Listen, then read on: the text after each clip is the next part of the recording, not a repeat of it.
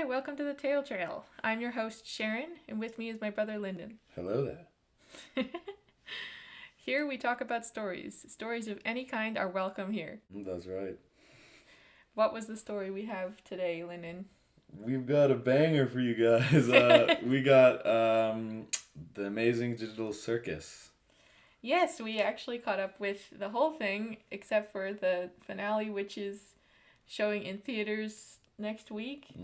On Thursday. So maybe this is bad timing or maybe it's perfect timing to record this episode, but I guess I won't know the end until next week. But either way, we wanted to talk about it. So I have with me my notes of roughly summarizing the plot, and it looks like this one was a lot harder for me to summarize because this must be the longest plot summary I've written so far on this series.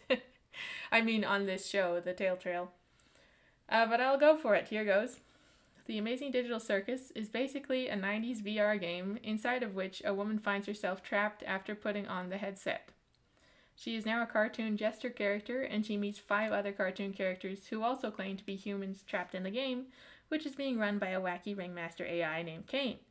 Each day of the humans' lives is now spent playing Kane's more or less mandatory adventure games, which can slowly drive a person insane.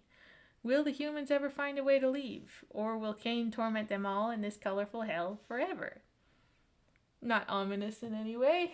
That sounds fun to me. Yeah, it sounds like a good time. I'd love to go there, get stuck in there forever. No, I lied. I think that would be very bad. That was my summary. I don't know if you have anything to add.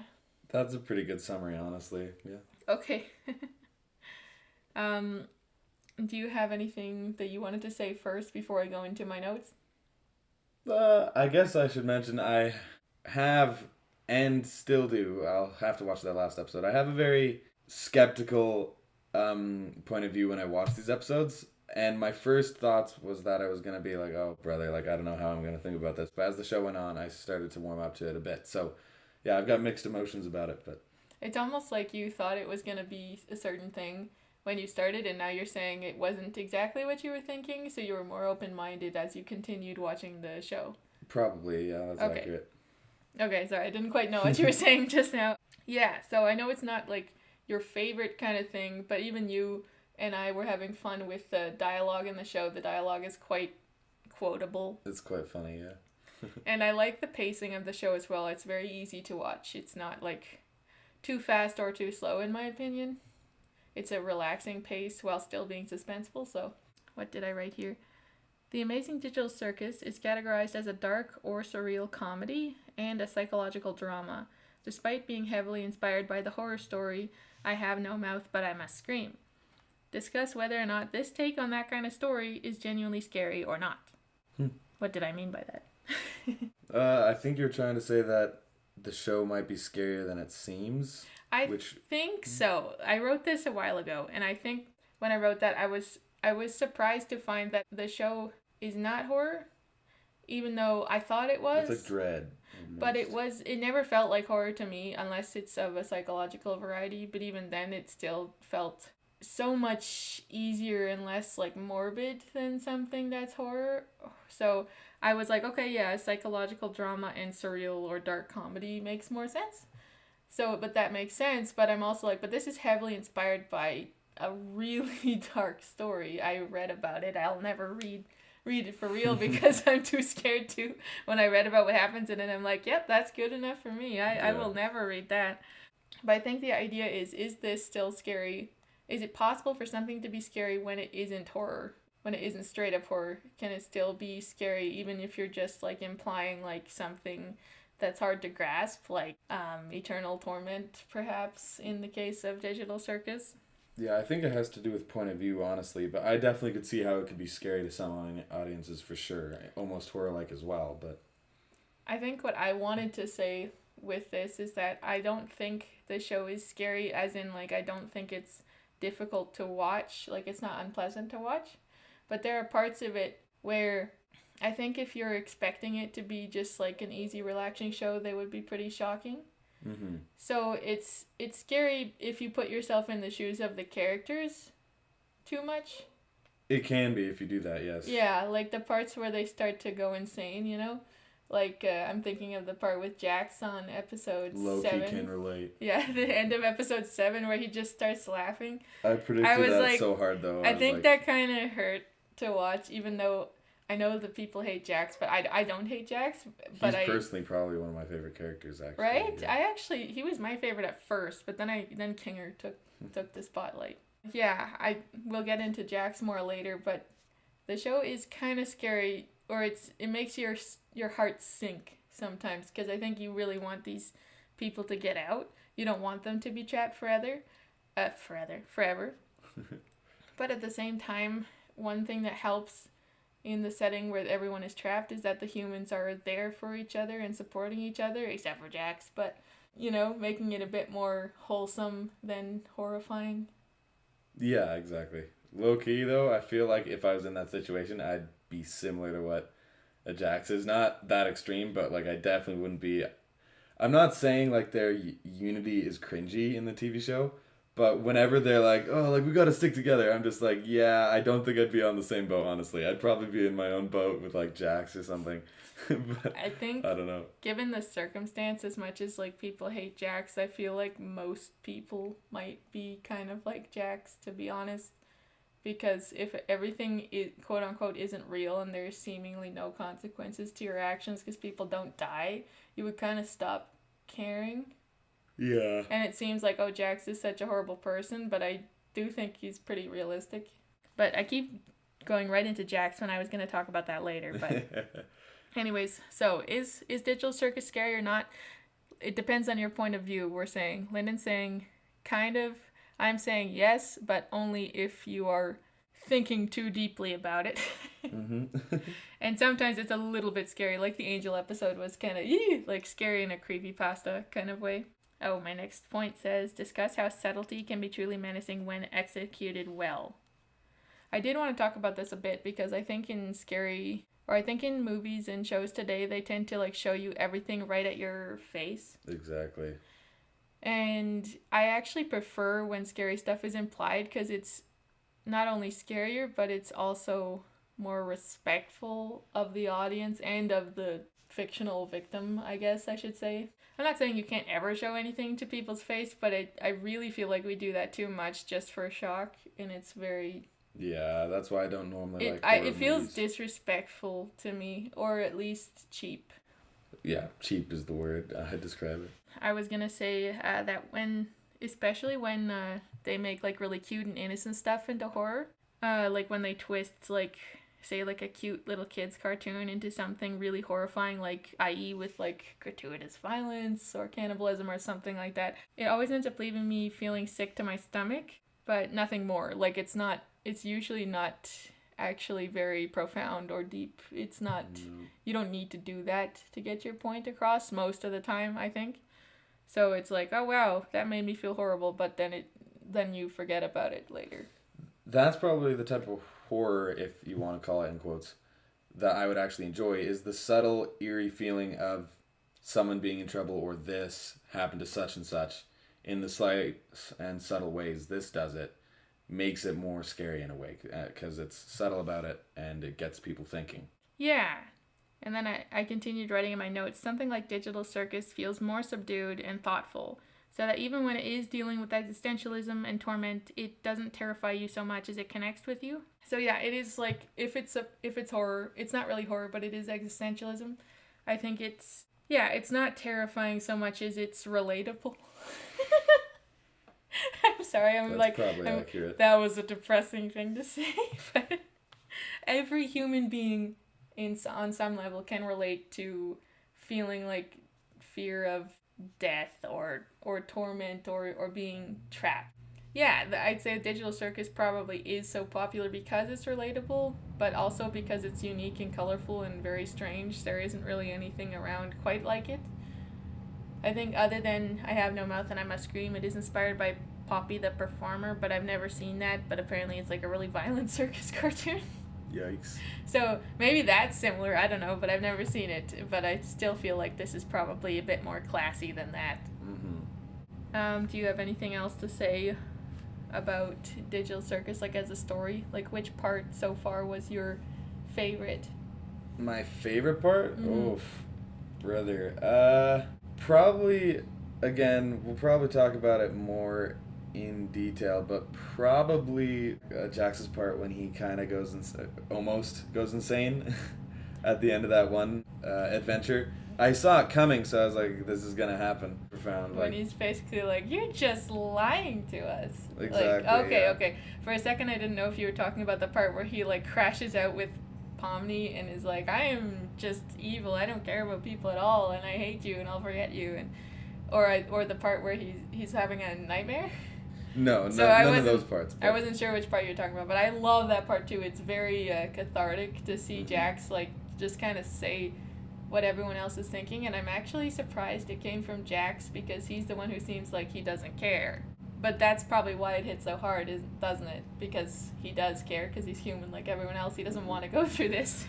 And I also think that's why he hit the button to stay, because he knew it was fake. I think. That's my theory. I'm still not sure why. There's a theory that Kane made him do that because Kane has some minimal control over their minds. I was like, But my thought was he panicked, or my thought was he was actually too scared to go back home because he had. That's another thing. He had some kind of flashback of a highway in Missouri, apparently.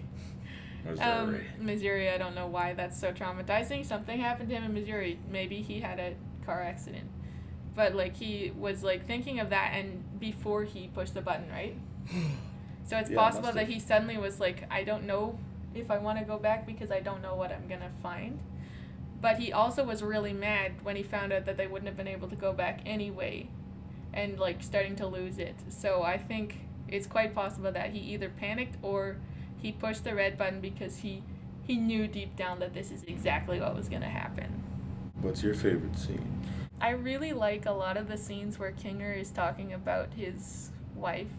It's just really, it really makes you realize just how long Kinger has held out and how he's continued just being such a kind person somehow. It's amazing, and the guy deserves to be reunited with his wife, so I really hope the other characters, like the ones who have abstracted, are not like dead. Yeah, that's my like, theory. I hope they're probably dead. but I don't want them to be dead, and I really don't want them to find them dead or something. So I would want, because I want Kinger and Queenie to come back together. That would be awesome. Kinger deserves it. He's the best. He's like the most. Something tells me it's not gonna happen. I know, we'll have to but see. He's like the most dad-coded character. He's my favorite character. He's just impossible not to like, and my husband's favorite character as well. My husband hates Jax, by the way. He reminds him too much of real people.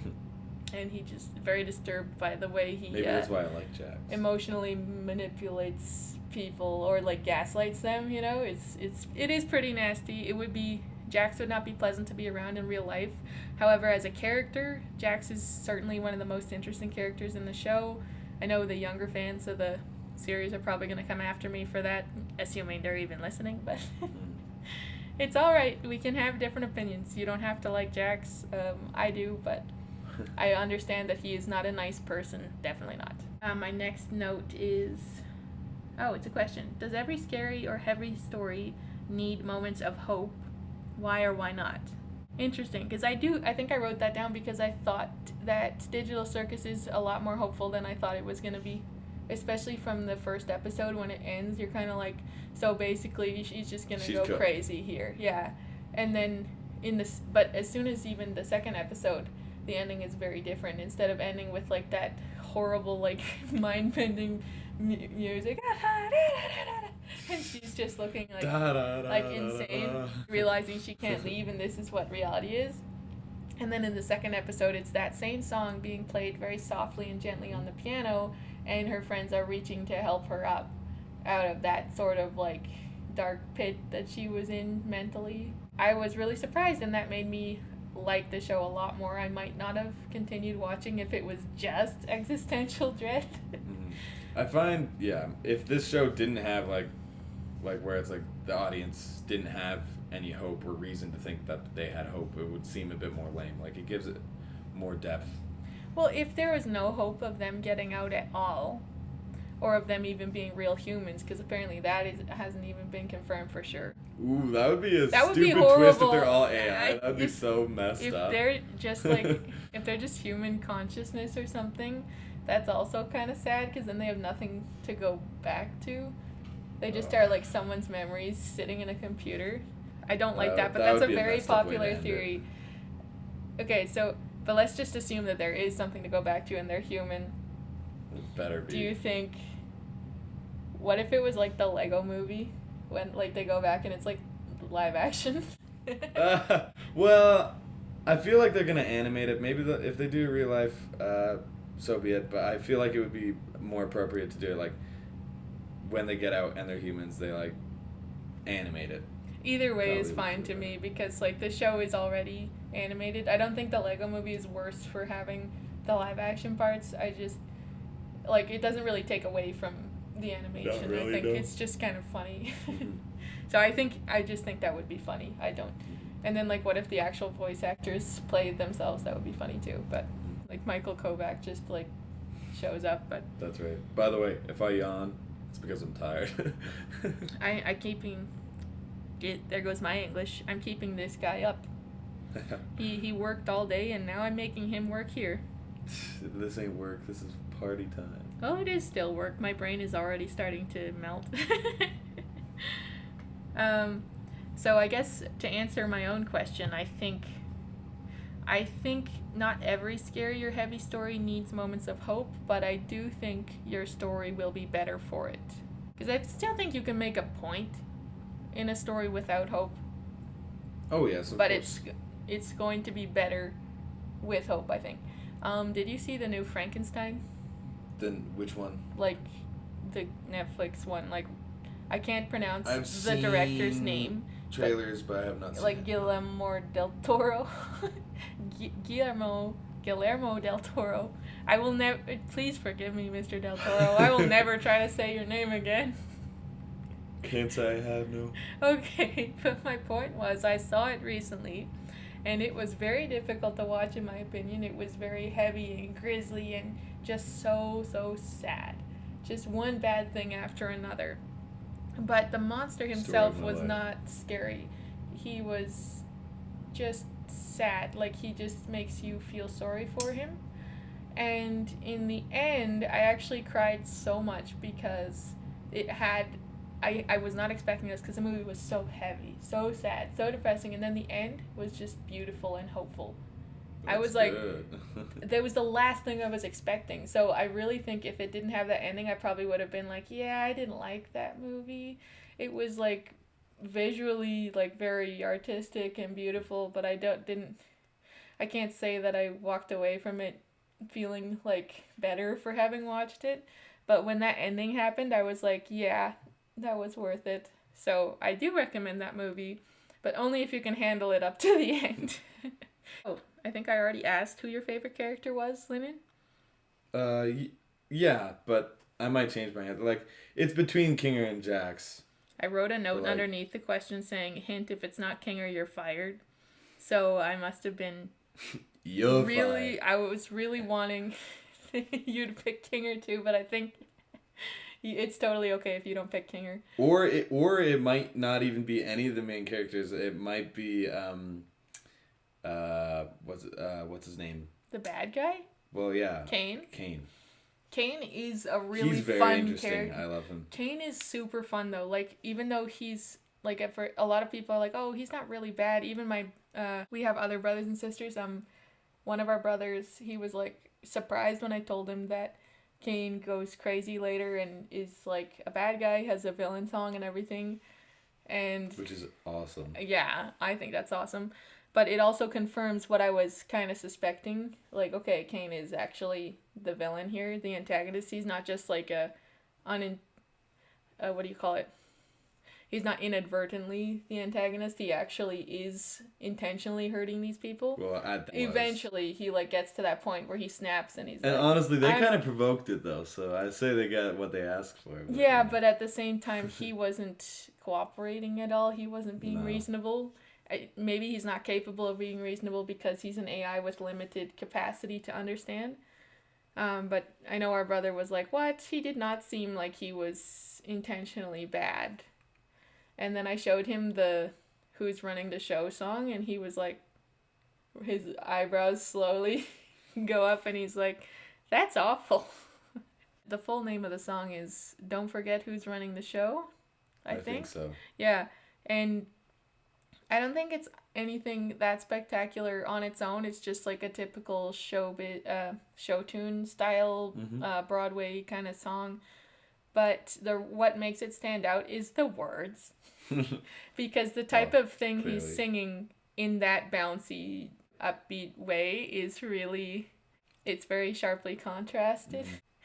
Like, what's a line from the song I could say? Like, sorry, I was just looking here for the lyrics because I kind of know them and then they just left my brain. But one part of the song goes, so play the games and just ignore the pains. Because all that remains is how you prime your brains. You whine to me, but you're too blind to see that I'm the one who's running the show. And this is all like very... I like that. Well, it all kind of sounds like something from Mary Poppins or something. Almost. So the lyrics there where he's like, oh, what a bleep shame,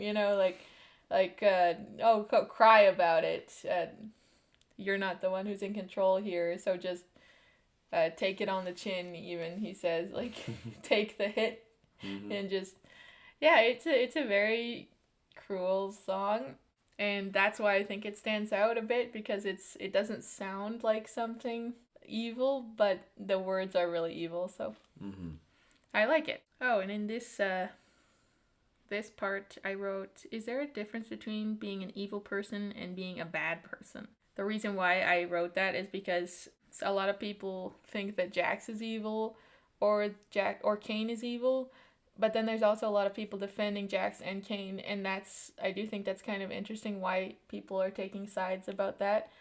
Is being a bad person the same as being evil? No, because I can see where Jax is coming from.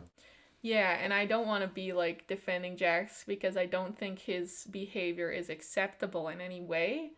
But I do defend him as like a human being he's not really a human being because he's just a fictional character. But if he was a human being, I would defend that there is a very real reason why he is that way, but at the same time, he still has a choice, and he keeps choosing the destructive way. But I don't think he's actually evil. I think he is terrified, even on that part when he's like, you are my playthings, and that's all you are to me.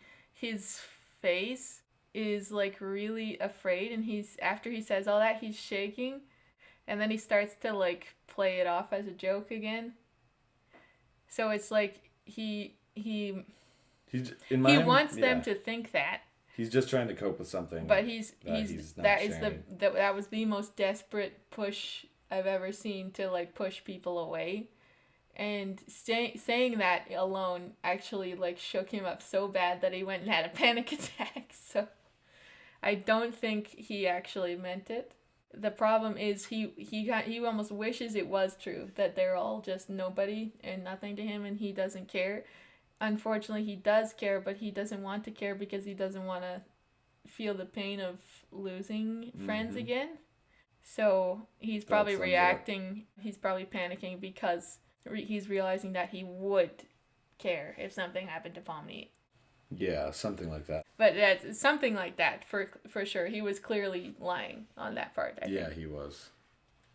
But I think a lot of people took that for real, or they were just offended at the horrible things he said to her, and it's true, they were horrible things, and they're like, wow, I hate Jax, I can't believe he's so bad. And I mean, first of all, I believe it, but second of all, I think he's lying.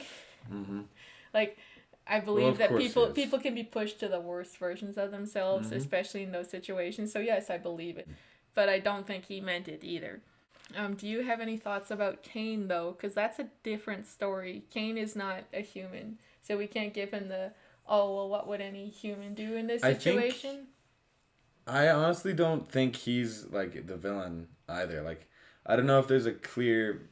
Like, hear me out. I don't know if there's a clear villain. Might have to disagree with you. Well, because he's an AI, right? Like, well, yeah. I'm taking this from his point of view. His point of view, I don't think he truly cares about them.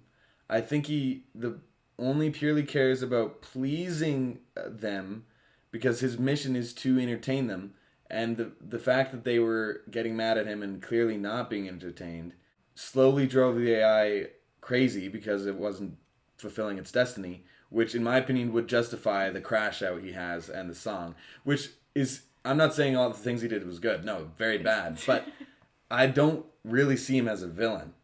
Like, he's an AI. Like, that's a justifiable reaction from an AI. I think even if he's, and by the way, I think it's good if we disagree because that just makes the show more interesting. If we disagree more often, even like I'm not saying we have to disagree, but if we do, that's just all the more reason to talk about it. But I do think I disagree, not because, okay, I think he functions as a villain for all intents and purposes. So he's the story's villain, even if he doesn't see it that way. No villain sees themselves as the villain.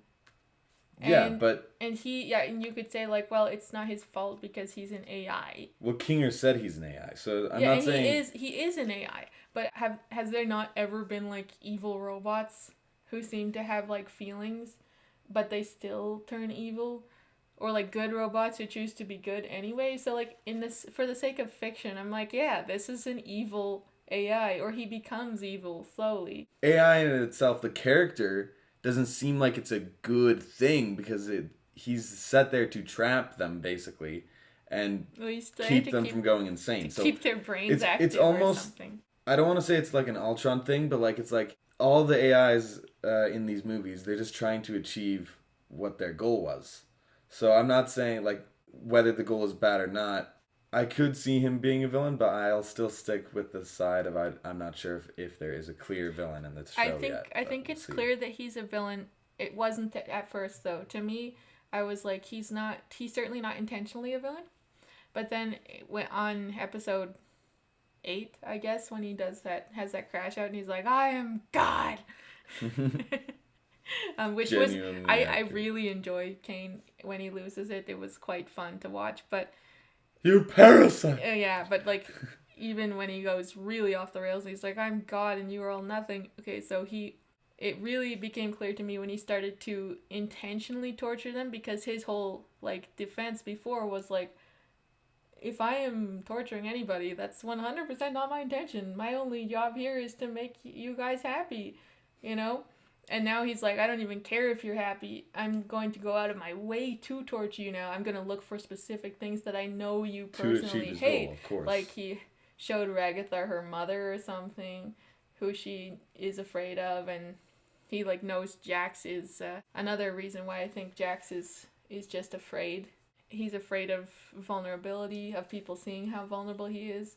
So he just acts like awful to cover it up. In his torture of Jax, he rips his skin off, and then Jax is like weirdly naked. I'm not sure what you would call that. Now it doesn't look as horrible as it sounds, because these are like dated 90s CGI characters, so he just looks like yellow underneath his purple skin, and he's like covering up like he's naked, you know. He doesn't want people to see his shame, his vulnerability, his humanity, really. But Kane knows that somehow and took advantage of that. Like, and just he's not like even mocking him. He like just rips it right off. That's another thing. I feel like people underestimate how much he knew about all the characters. Like, he probably knows all there is to know about them. He seems to know what they're afraid of. He even like for Pomni, and now people were like, wow, hers was like the least scary, but I still think it was awful for him to make like Gamigu into this like horrible like demon type thing, because that was like her first friend in the circus, even though he was an NPC. What friend? He was an NPC. He was an NPC, but she made an emotional connection with him, and that helped her on one of her first weeks or something. And then he just, kills him. And not only that, but he transforms him into this like horrifying creature just because he knows it will hurt Pomni. Like, he's doing this on purpose, intentionally. You can't say he's not doing it intentionally anymore. He has malicious intent. That's why I'm saying he's actually a villain to me. He's evil. Even though he's maybe like an AI who is completely like glitched out or something, he still like has evil intent. Even if it's a mistake in coding or what. programming. Yeah, for sure. He's definitely getting into more extreme ways to Yeah. get them to go on his So adventures, for sure. I can't really defend him because he's doing this on purpose. Mm-hmm, he is. And he knows it, too. So, yeah, that's pretty darn villain. Until Kinger in the background. Yeah, and then Kinger accidentally kills him, but Kinger could never be evil. He's the goat. Turns out in the finale, they kill him. No! If Kinger dies, me and my husband are gonna be so pissed. That'll suck. But hopefully that doesn't happen. It would be nice if like all the main characters could somehow like live.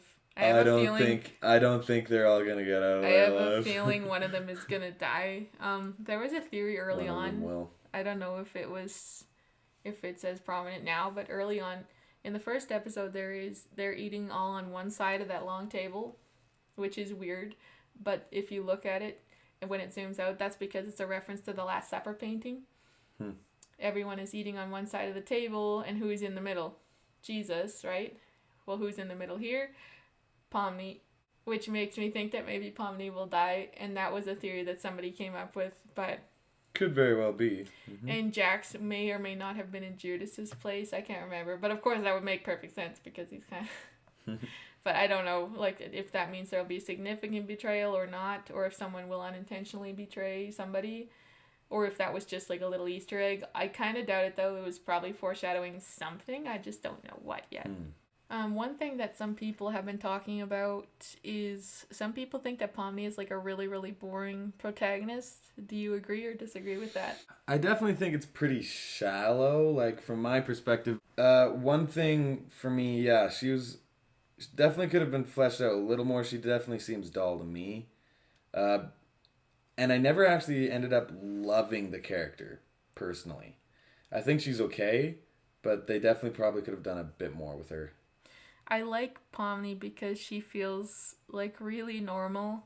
That's exactly what I get from her. Normal. She's not too good or too bad. Like Jax is like the extreme of like what could happen to someone in the circus, and then Pomni is more like average. Like for example, early on she kind of leaves Ragatha behind to save her own neck, and she does feel bad about that, but she doesn't know these people either. So I feel like, yeah, that's more realistic. Like she's not intentionally hurting anyone, but she's also like doesn't know what's going on or if this is even real and just wants to save herself. Well, that's the normal response to like that's probably what I would have done at first sight to like see if you could get out. That's what I would have done. Yeah, like well, you're not a person, you're a freaking ragdoll. I gotta get out of this crazy place. And then I think Ragatha, I like Ragatha, but she's super, super nice. And I think that's her personality is trying really hard to be nice, and that's a flaw. But I do think it's a little bit unrealistic. She seems too much of a people pleaser. To keep up that really, really nice personality in this kind of situation. And then Zubul just kind of like doesn't care anymore. Yeah, I really don't like Zubul. Oh, I like Zubul. I really don't. I think Zubul's just like stopped caring a long time ago, but she does still care about people, or they. But basically with Zubul, I think they still care about people, like they care about their friends, but they don't care about anything else anymore. So that's more realistic. And then Gangle is like always sad, so that's really realistic. I like Gangle. And then I shouldn't really fault Ragatha because that's like a good thing if she can keep her nice personality, but I think it works. I like Kinger a lot more because when he's not being really kind and gentle, he's just like has amnesia and is acting really weird. But it's almost like he's seen so much that he's realized that the most important thing that you can do with your existence is to be kind to people because they're all going through something. And maybe Ragatha's been there longer than anyone else other than Kinger. So maybe that's why she's so nice. I'm not trying to say this is like a bad thing about Ragatha. I just think it's a little bit like surprising. And there are other characters who I think, yeah, that makes a lot more sense to me. I think Pomni could be more interesting for sure, but I still like her. It might be that I also really like her design. And I like that she's just like a normal person stuck in this weird situation. But I do think that Jax and Kinger and even Zubul and Gangle are more interesting. And then Ragatha is nice, but I can't. She's a little bit interesting, but I don't think she's as interesting as the other characters. Gangle? No, Ragatha. Ragatha. Yeah, I don't know. Again, Gangle is kind of funny to me. Like I like Gangle and like a. Exactly. She's so like she's just always sad, and then her mask breaks all the time. And I don't mean that I think it's funny that she's always sad, but like her character, like the situation she ends up in, is funny to me. I'd almost say Gangle is like the second best at coping with the situation, other than Kinger. Like it Crying seems like, all the time. Well, it seems like she just accepts it. I don't know. Do you mean Gangle or Zooble? Gangle. Really? She just accepts it? She's I think really sad. Like yes, but like it seems like that's her character though. Like she can't help but be sad because of her comedy mask breaking partially, all the time. But I think she's probably a bit sad, but like I don't know, the others, their coping mechanisms almost don't seem as healthy, other than like Kinger, obviously. Well, I think Ragatha, despite being the second longest person there, second to Kinger, she's still fairly immature, kind of, because she's like trying so hard to please everybody, and worried about, and like maybe being a bit too controlling of Pomni and stuff. Whereas I think Zooble, and I know you said you didn't like Zooble that much, but I think Zooble is like Kinger in that they're more mature than the others. I don't know. Like, I don't know if Zooble seems like almost a little bit more immature than the others. Really? I don't know, in my personal opinion. Well, not like you mean the way they're always like avoiding the. She's always just like, I don't know. She seems more verbally violent, like angry all the time. Yeah, but not like at people, just at Kane. Or just in in general, Jax, just maybe, part of her personality, but. Yeah, but then they're like always like trying to help people at the end of the day, I think. I think so. That's what I really appreciate about Zooble. I also like when they put all the arms so they can carry 4 guns at once. That was cool. That was neat. Yeah, that was probably one of my favorite episodes. They all get guns. I love how Kinger is like he's like a actually really good with a gun. And it was fun to see Jax and Pomni as chaotic evil, but of course it ends badly, but it was a really cool episode and it made me want to play laser tag or something. But. No, we need a Digital Circus style laser tag building. We need that. I would so go to that. You know, in Japan there's like Digital Circus restaurants. What, already? Oh my goodness. Jack's pancakes and Pomni burgers. I'm gonna have to go to Japan, guys. I'm really jealous of the drinks and food there. It looks really good, actually. But, conclusion. What are our final thoughts on the show? Bonus points if you can imagine what kind of character you'd end up as if you got stuck in the Digital Circus. My headcanon is that you would be like a sheepdog or something. Me? What? No, actually, I just said that because, okay, there was already like a dog character, the first abstraction, Scratch, right? But I'm trying to think of what you would be because, like, no offense, but your beard is really scruffy now. I need to get rid of this thing. Your facial Just hair. imagine me without it. Okay, forget that. Personality-wise, what would you be if you were a weird 90s CGI thing? I feel like I would definitely be wanting to get the heck out of there. Yeah, but what kind of character do you think you would manifest as? Like, of the groups? Maybe like a cartoon elephant with like a top hat. I feel like I would most definitely be some kind of lizard of some kind. I don't know why. A lizard. Actually, I could see that. And then apparently there was a frog character beforehand, Ribbit. So you would like fit right in there somewhere. Something like that. I feel like I would be something... A rabbit? I would kind of want to be like a weird little animal character or like a weird cartoon thing like Pomni is like this jester character. Oh yeah, no, so something like that, like maybe some kind of like old 1930s cartoon character, sort of like Oswald the Rabbit or something, or like Mickey Mouse, Felix the Cat, like some kind of little rubber hose looking thing. I feel like that's what I would be. Probably. And if I was an animal, I don't know, maybe. I don't want to say a bunny because then Jax is a bunny, but he's like very different for a bunny. Like there's different designs. He's like the least bunny. He's the least like a real bunny out of all the cartoon bunnies. No, I really like Jax is probably my favorite design. I do really like Jack's design and Pommy's design. They're my favorite. I also like Gangle's design with her body being ribbons. Mm-hmm. Very creative. And she can somehow fill out the manager's uniform. I don't know how, if they just inflated it or what, but final thoughts on the show. I really like it. It got so popular so quickly. You gotta rate it as well. Oh, out of 10? Well, not yet. Just okay, well, wait. Okay, so I was there when the pilot dropped. So I watched it kind of right before it became insanely popular. And I'm glad I did, because I have a problem, and it's totally a bias of mine, but when something gets insanely popular and everyone and their mom is telling me I have to watch it, it makes me want to never watch it.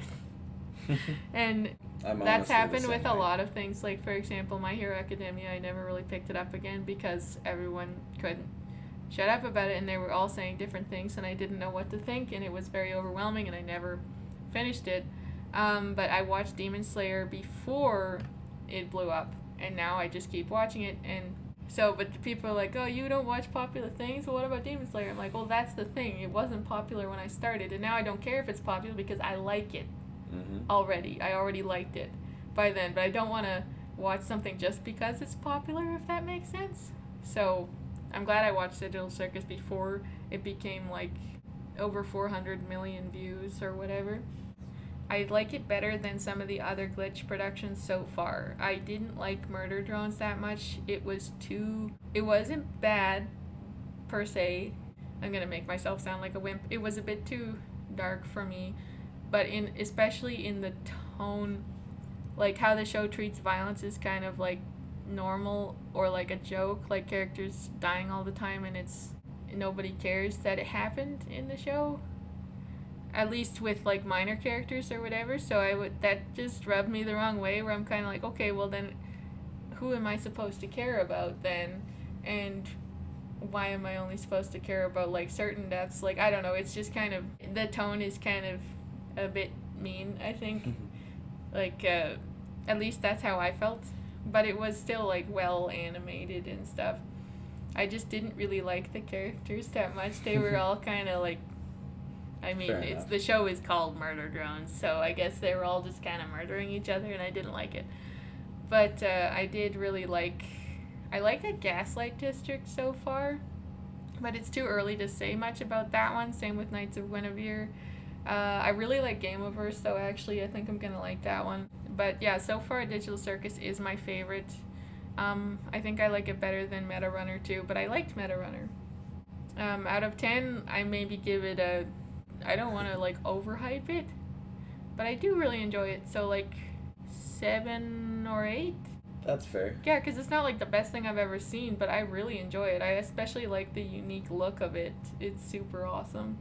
I miss 90s CGI sometimes. It's just, it's nostalgic. It looks awful, and yet it's kind of comforting. I don't know. I love it. It looks like home. I like old cartoons. And how about you? My thoughts on it. So, this is coming from a perspective of watching it when it was already blew up. So, I didn't have high expectations at all. You came into it very with a cynical mindset, because you're like, oh yeah, this is what everyone can't shut up about. I know, right? It's like, this is what all the rage is about. And it didn't ruin it for me, because again, I said I ended up liking it more than I thought I would. Because it kind of saved itself as the episodes went by. Because the first 2 were a bit boring, but it's kind of warming up to the world. So then as the episodes go by, I start to like it more because there's character development and interesting things are happening. So, yeah, like the whole story itself the idea is great. The story was good. Not anything amazing, but good so far. I can't wait to see the last episode. But, yeah, Jax, my favorite character probably. Kinger's a great guy too, and then Kane is obviously I love Kane because he's funny. I also really like Bubble. I completely forgot to mention Bubble. Apparently Bubble is a beach party. I thought Bubble was a girl, but I guess it's a guy. Although Bubble is played by a girl, I think. But Bubble is such a troll.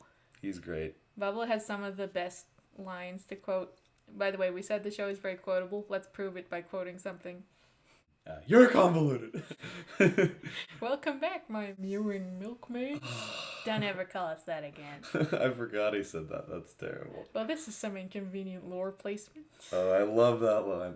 That one's probably my favorite. Kinger had some really great lines. Like, out of nowhere, my husband started mumbling, like, "You are definitely not finding my sunken treasure." I'm the one that tells lies. Dude, you ruined it. So, yeah, you're probably going to remember a lot of the silly, random things that people say on this show. Exactly. So there are some funny parts about it. I will say, and, like, maybe I'll get hate for this, but, like, I will say, I don't personally think, like, it's famous regardless of what I'm going to say here, but I don't think it deserves to be as famous as it is, in my opinion. I think... It seems like it's, I don't know, it blew up and then everyone's saying it's much better than it actually is, but I guess we'll have to see the final episode. But well, do you think that it's famous because, it's popular because it's different? It very well could be. I think it is. Even if it's not, like, the greatest thing you've ever seen, even if people act like it's the greatest thing they've ever seen, that doesn't mean that it isn't popular because it's just different than anything on the market right now. That probably is why it blew up, is because it is different. But, yeah. And I guess I just didn't love the difference, so that's why I was like, I don't think it, like, why is it this popular? But that is a fair point. I don't think you have to love it or anything. I think that's why it's popular, but then also because it is easily accessible. It's on YouTube. And because kids watch YouTube. Exactly. That's it. They say this TV show isn't for kids. I can guarantee you half the audience is kids. A lot of kids watch this show despite it not being for kids. However, I would rather them watch this than Has Been Hotel. That's just I'm Amen saying to that. this is so much more timid. I shouldn't say timid, but, like, it is a lot classier and more subdued than Has Been Hotel. Like, if your kid is watching this, I will have a lot more respect for you than if they're watching Has Been Hotel, just saying, or Hell of a Boss, which is even more out there than Has Been Hotel. And not to, like, hate on either of those, but the content in there is not appropriate for kids, for sure. And yeah, just circling back, I guess. Oh boy, let me gather my thoughts. Out of 10? Well, one thing I'll mention again, for me, what I consider a good show is that I would rewatch it again, and I would 100% rewatch this again. So I was gonna say, like, we've been having fun watching it, so I would rewatch it with you. I would definitely rewatch it. So, and again, this may sound harsh, but, like, for it to be not good, it has to be, like, for me, it has to be below 5, like 5 or below. So I'd give this a solid 6 or 6.5 out of 10. That's so not it's good, bad. but it's not amazing. Review. It's not horrible by any means. It's good. It's lovable. Yeah, I'd actually say that. Yeah, lovable characters in it. Like, good design. I especially love some of the random adventures they go on, and the random NPCs they meet. That's some of the most fun parts of the show for me. What was that giant, like, chocolate monster from the? I'm the fudge. Yeah, I'm the fudge. He is like, is it really murder if it's delicious? Yeah. They literally just dipped on him as that thing's devouring the kingdom. Yeah, they dipped. That was kind of awful, but at the same time, that was hilarious. I love that. I don't want to agree with Jax, but at the same time, these are NPCs. They're not real. But when we think of Gummy Goo, we're like, oh no, but they have feelings, but they're still not real. So it's it's a toughie. Anyways, that was our episode about the Amazing Digital Circus. I don't know if I'll touch base again if we'll touch base again on the last episode. That depends how much there is to talk about. Yeah, do you have any idea what we're doing next month, Lyndon? Not at this particular moment. It could be anything from anime to movie series, depending, but... How about a little preview? Do you think we'll be doing Death Note before Lord of the Rings? Oh, 100%. The Lord of the Rings one probably won't be done for another I'm almost on the first book, though. Yes, keep it up. Keep up the good But work. we are also almost on Death Note. So yeah, I guess keep an eye out on Death Note. I'm actually trying to finish the Devil May Cry games so that I can I can talk about it, because I really want to talk about it. I don't want to do it until I've properly experienced all of it. But then the problem is then you have to, like, actually play it. But I'm getting better. I'm getting faster at it. So I'll touch base with everybody when I'm finished. And if Lyndon has not played all the games, I will make him watch all the cutscenes. Oh, trust me, I already have. Yeah, oh yeah. Okay. Well, I'll hold you to that. You can follow us on YouTube at tailtrail_podcast or the Tail Trail Podcast. And we have a Discord server just called the Tail Trail server. The link is in the YouTube description. I also sometimes post previews of it or updates on my own Instagram, which is at Sharose49. That's where you can find us online, but we're not all over the place. We mostly just like watching shows and hanging out. So, anyways, thank you for listening. We should have like a Digital Circus themed outro this time.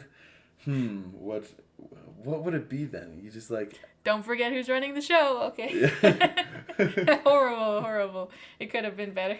You all are my playthings. No abstracting. Peace. Bye.